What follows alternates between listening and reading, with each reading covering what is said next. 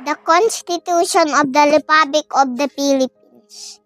Article 1, National Territory. Article 2, Definition of Principle and State Policy. Kamakailan ay naging patok online si Simon Mangi o mas kilala bilang si Emong na may edad 5 taong gulang mula Barangay Pinagbayanan, Macalelon, Quezon Province. Dahil sa kahanga-hangang talino nito sa pagmememorya na mga hindi basta-bastang aralin sa murang edad, siya ay naging inspirasyon ng karamihan. Ang ating damdamin, ang ating isipan at mga layunin. Wikang Pilipino ay may tutulad sa agos ng tubig. Namulat sa dagat, kahiman at ito'y sangka ng sabag. Preamble, we the sovereign Filipino people and pouring the aid of Almighty God in order to build and just in human society and establish a government that shall embody our ideals and aspirations. Bukod sa pagiging matalino, malambing at masiyahin din ito sa kanyang mga magulang. Ngunit dumating ang ilang mga araw matapos namin personal na makapanayam si Simon at ang kanyang mga mahal sa buhay noong Agosto, taong kasalukuyan. Nangyari ang hindi inaasahang pagkakataon.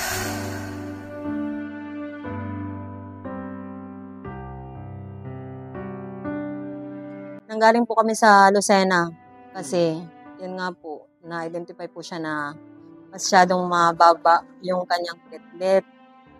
Mababa ang kanyang platelet, sabi ng doktor po dito sa Macalelon ay kailangan po na i-admit. So, diretso po kami ng Lucena QMC.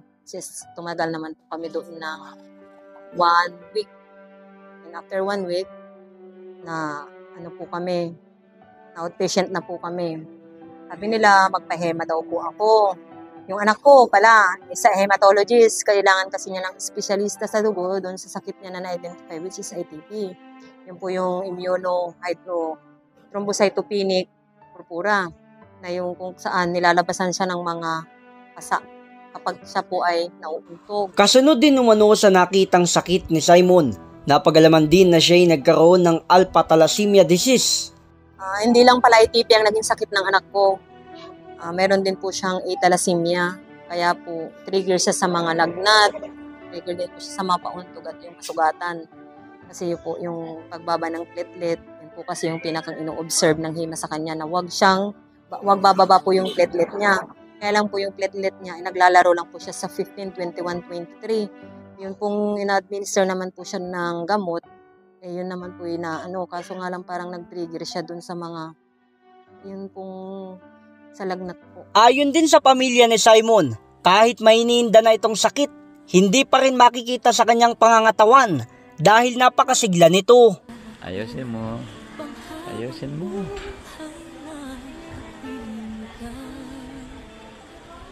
Wala pong pagbabago, parang ganun pa rin po siya. Kung anong sigla niya noon, kung anong pagiging hyper niya, kung anong pagiging siya, ganun pa rin po.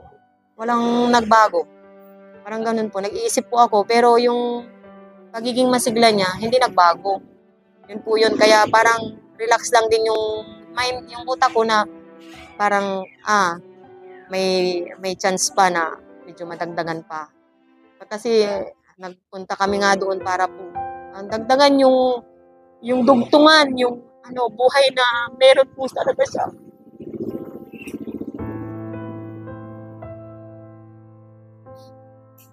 Kaya lang po may plano siguro po ang Diyos na hanggang doon na lang po talaga yung buhay niya. Kaya mas magandang sa pakiramdam namin na tanggapin na lang po kung ano po yung plano ng Diyos para po sa kanya. Pinakang huli namin banding ng anak ko, yung mga nakapanood ng aking video doon sa Reels na pinakita ko. Yun yung mga huling araw na kami nagsama ng anak ko, na nag-duet kami sumayaw yan sa may harapan ng bahay. Then, yung lagi niya ako sinasalubong na hihingi siya ng isda sa akin tuwing ako'y maglalako. Then, sasabihan niya ako na ingat ka papa sa pagdadrive. Kasi medyo nag-aalala siya sa akin. Alam niya ang aking kahinaan. Sabi niya, ingat ka papa sa pagdadrive. I love you. Yan ang hindi ko malilimutan sa anak ko. Dahil umano sa hindi inaasahang pigati sa pamilya Manggi, labis sa panghihinayang ang kanilang nararamdaman sapagkat ang batang pinagpala ay tuluyan ng lumisan.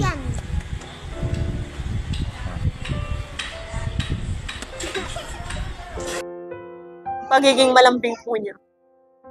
Kasi po yun talaga yung pagiging malambing niya. Lagi po siyang nagkikiss.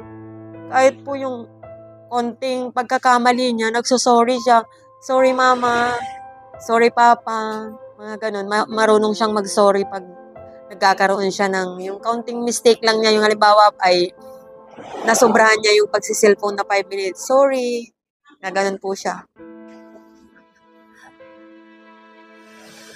Anak Simon, alam kong nandyan ka na sa kay Papa God, kay Papa Jesus. Gabayan mo kami, baby ko ha. Gabayan mo si mama mo, si papa mo, saka mga kapatid mo. Saka alam mo yung sakit ko, di ba? Ba't magabayan mo ako na ka? I love you, baby ko. Pumunta ka na kung saan kayo nilagay ni Lord. Magiging masaya na rin kami para sa'yo. I love you, baby.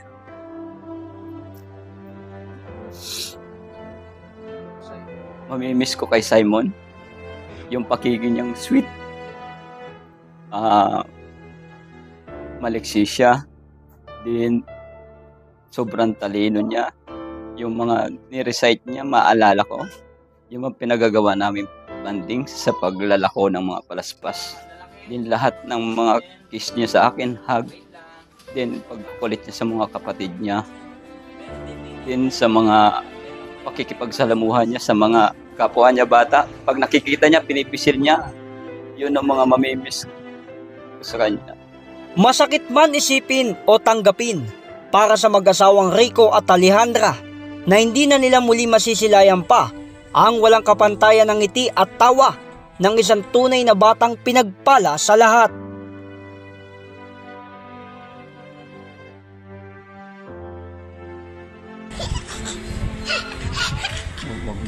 Swiggy yan.